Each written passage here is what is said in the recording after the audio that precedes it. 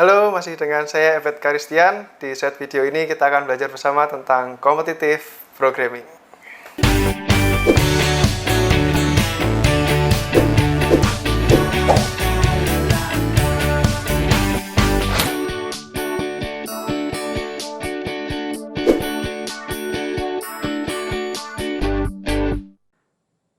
Oke, kalau kita sudah punya struktur data, walaupun itu seperti vektor ataupun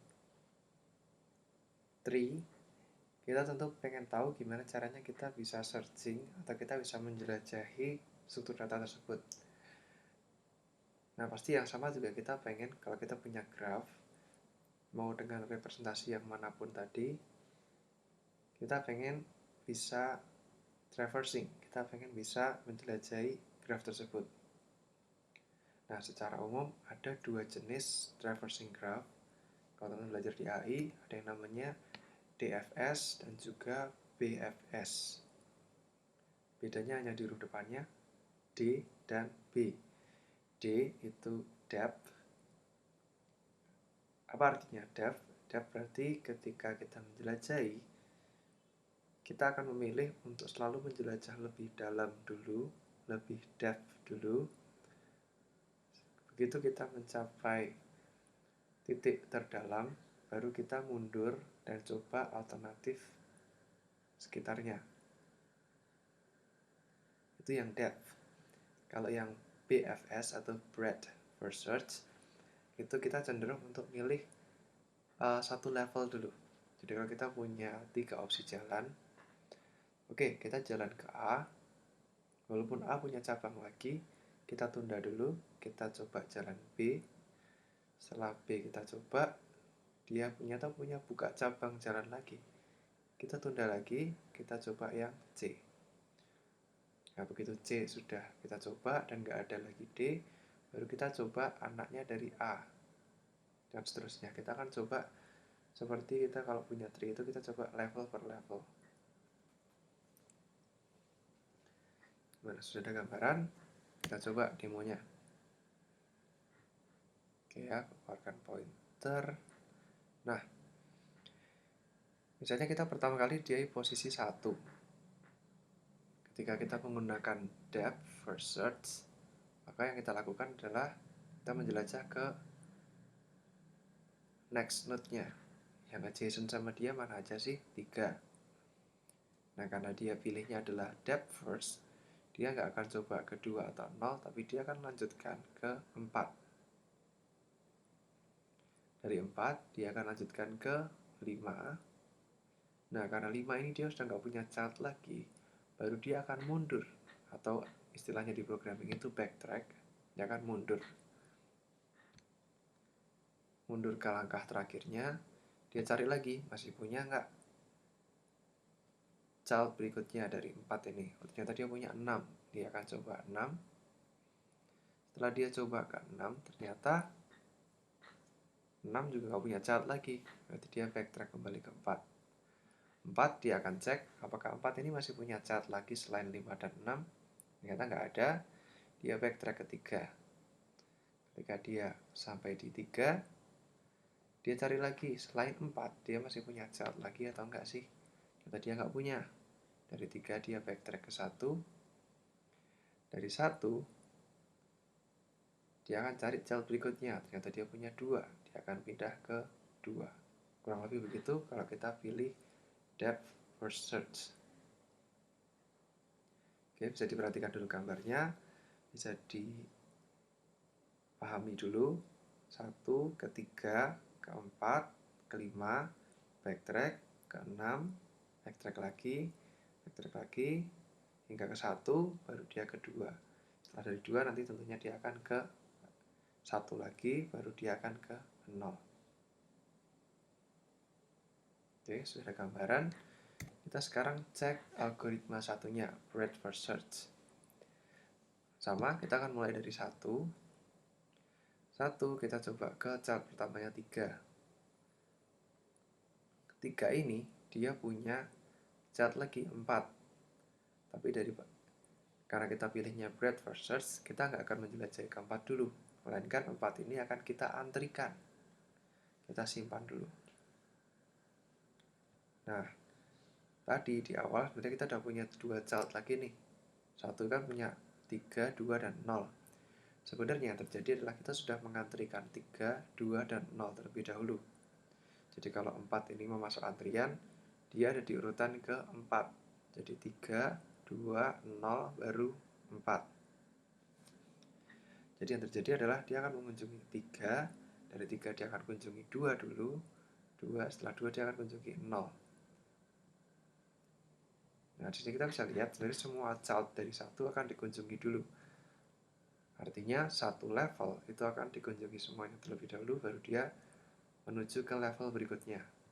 Contohnya sini dia ke level berikutnya 4. Nah, karena yang lain tidak punya child lagi, baru dia akan mengunjungi childnya dari 4, yaitu 5 sama 6.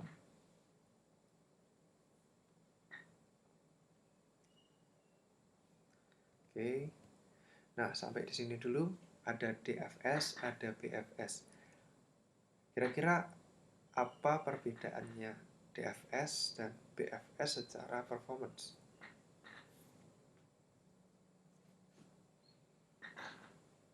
Tadi kan yang satu akan masuk lebih dalam dulu, depth. Yang satu akan mengitari ke sekitarnya dulu, ke yang satu level. Misalnya, case-nya kita mau mencari sebuah node.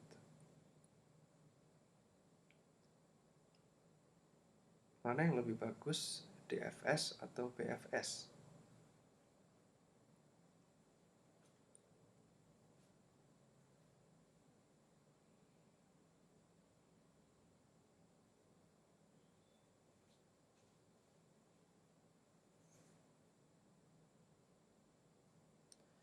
Nah, kalau kita menggunakan DFS, Depth First Search, bisa jadi kita akan menjelajahi graf terlalu dalam dulu.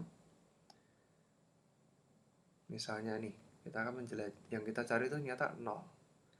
Tapi kita akan menjelajah jauh ke dalam sampai ke 5, 6 dulu. Kita kembali, baru kita nantinya akan mengunjungi 0.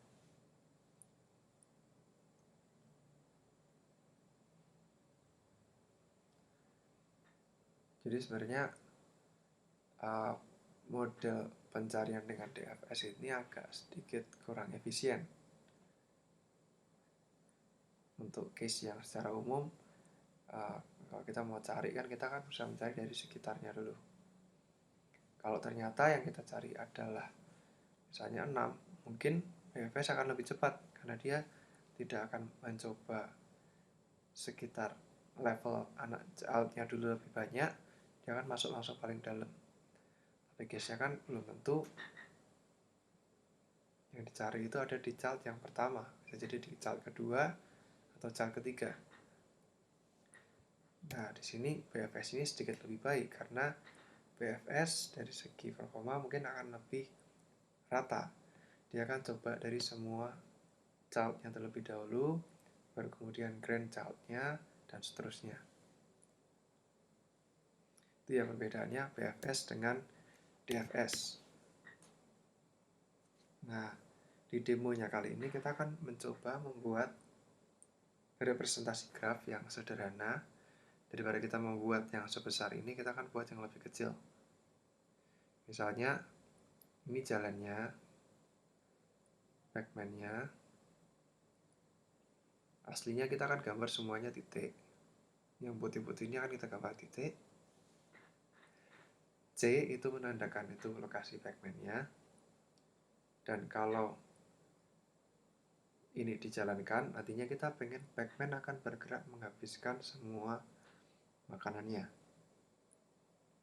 Nah, kita nanti akan gunakan 2 jenis algoritma, satu DFS, yang satu BFS.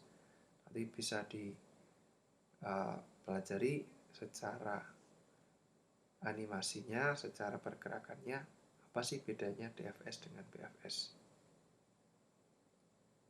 Ya.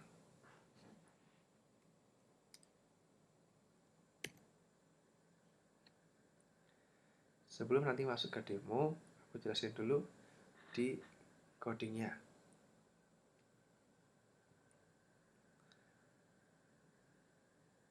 Kalau tadi kita ingat di bagian awal ketika kita menggunakan array 2 dimensi, ketika kita mau jalan melangkah, kita membuat ada upmost, downmost, leftmost, sama rightmost.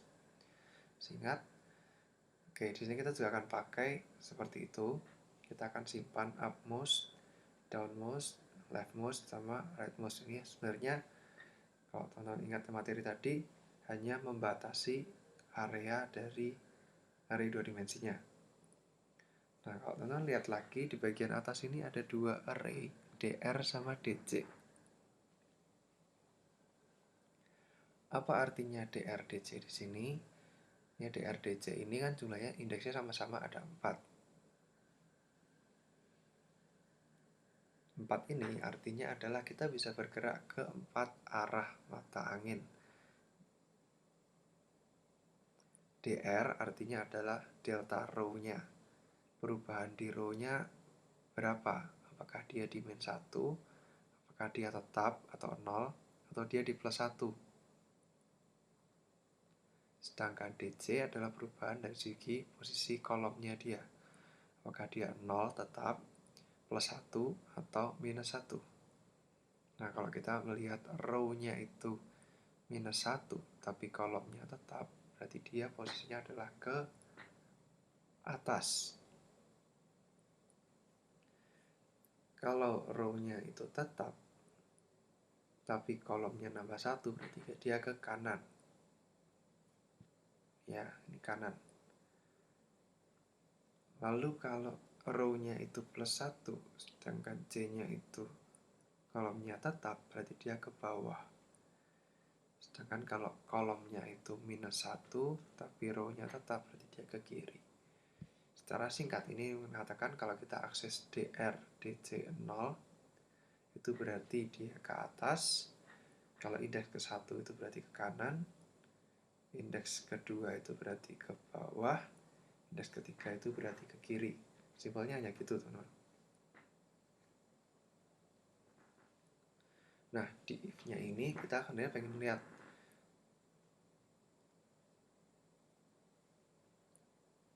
kita nggak mau ada yang di luar batas.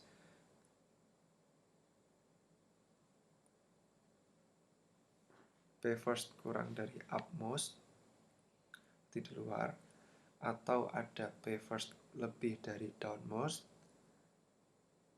atau P second-nya kurang dari leftmost, atau P second-nya lebih besar dari rightmost.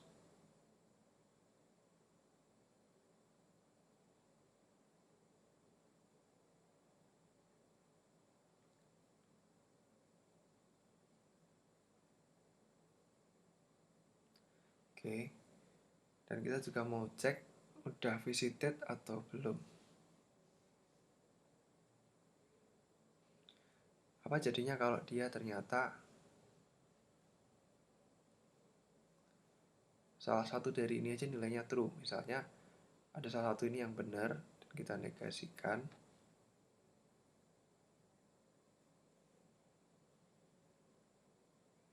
Misalnya nih, dia lebih kecil dari upmost-nya. Misalnya dia posisi row-nya di min 1. Nanti kan dia true di sini. True dinegasikan berarti jadi false. Berarti salah satu ini aja kalau memenuhi kriteria, berarti dia di luar map-nya. Berarti kita nggak akan lanjutkan prosesnya. Demikian juga yang sebelah sini. Kalau ternyata dia udah visited, kita nggak akan lanjutkan ke proses berikutnya. Prosesnya di sini apa aja? Yang pertama kita print map. Jadi nggak usah dipikir dulu caranya print map gimana. Yang penting kita akan menampilkan gambarnya. Lalu yang terjadi, kita akan beri tanda posisi saat ini P first dan P second itu adalah 1. Tadinya belum divisit, belum visited, kita sekarang tandai 1 bahwa kita sudah mengunjungi posisi ini. Kemudian di sini kita lihat tadi ada for sebanyak 0 sampai indeks ketiga atau 4 kali. Nah, di sini adalah kita ingin melooping sebenarnya Pac-Man itu gerakannya hanya punya 4 edge. Dia bisa ke atas, kanan, bawah, sama kiri.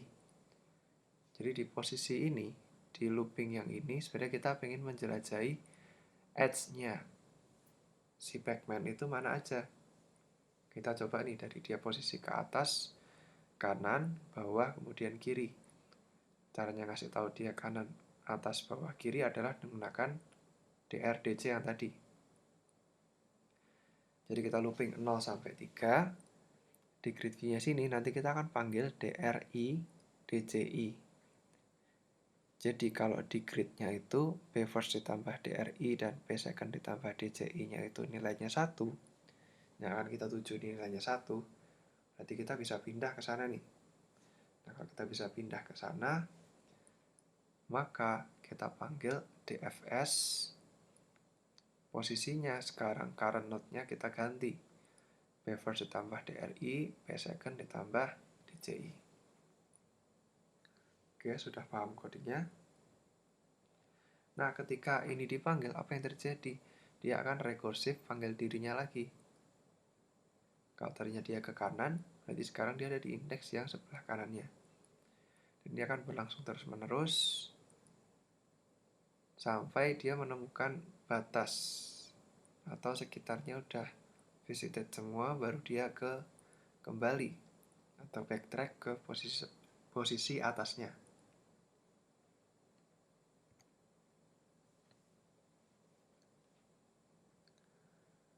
Nah, kalau ini function yang ada di BFS. Coba dilihat sebentar apa bedanya. Kita sama-sama masih punya upmost, downmost, leftmost, rightmost, dan visitednya seperti ini. Nggak ada bedanya. Tapi di sini kita nggak menemukan lagi ada rekursif. Tidak ada yang manggil BFS di sini. Melainkan kita menemukan adanya queue di sini. Nah, kenapa ada queue? Karena sebenarnya kalau kita di BFS tadi, setiap kali kita buka childnya ada apa aja, sebenarnya kita mengantrikan setiap childnya ke dalam queue. Nanti kalau kita menemukan grand child-nya, kita juga antrikan ke dalam queue. Nah, artinya BFS ini selalu menggunakan queue atau menggunakan antrian. Jadi di function awalnya BFS, lalu kita akan membuat queue dulu. Kita masukkan posisi awalnya ke dalam queue. Ya kan? Kita akan mulai dari posisi dia saat ini.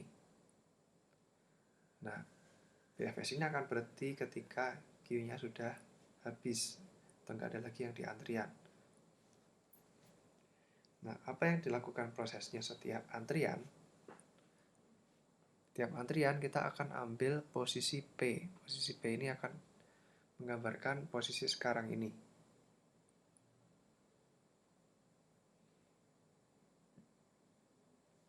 Ngambilnya gimana? Ingat materi Q kemarin, kita ambil Q.front, kemudian kita Q.pop.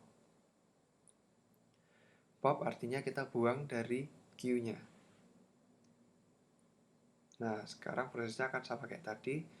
Kita cek posisi P first ini sama P second-nya apakah di luar batas, apakah dia udah dikunjungi. Kalau ternyata enggak, kita print map-nya. Kemudian kita tandai dengan dia visited. Setelah kita tandai dengan dia visited, sekarang kita akan looping lagi sejumlah 4 kali. Kita akan melihat area sekitarnya. Atas, bawah, kiri, kanan, apakah bisa dikunjungi.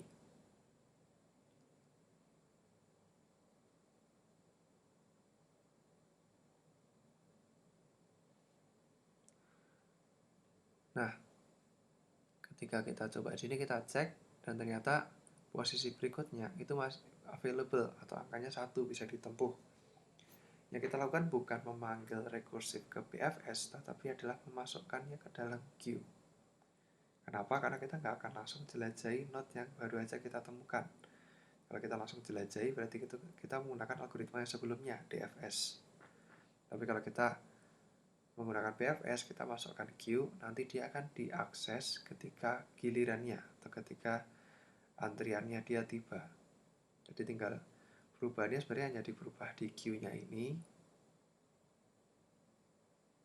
sama di bagian ininya.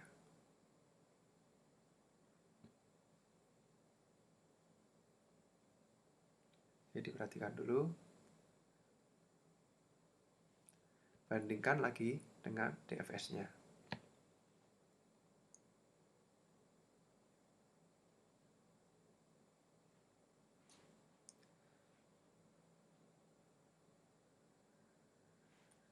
Oke, semoga dari dua coding ini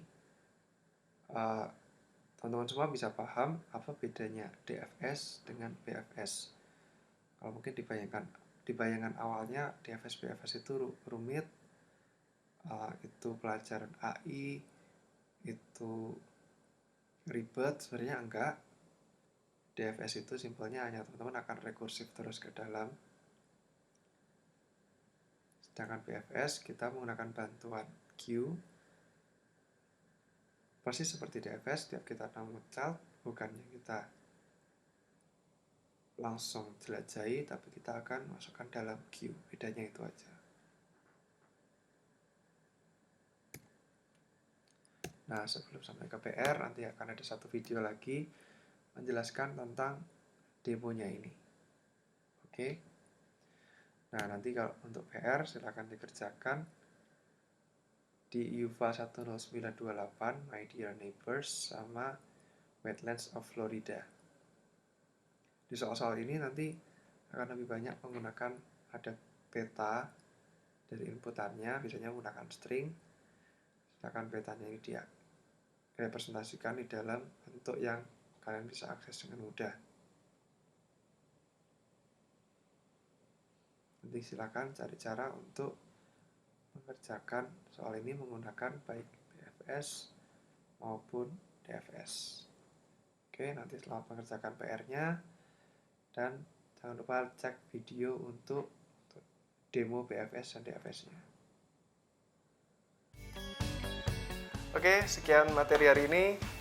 Kalau ada pertanyaan, jangan lupa tulis di kolom komentar. Jangan lupa like, comment, and share juga.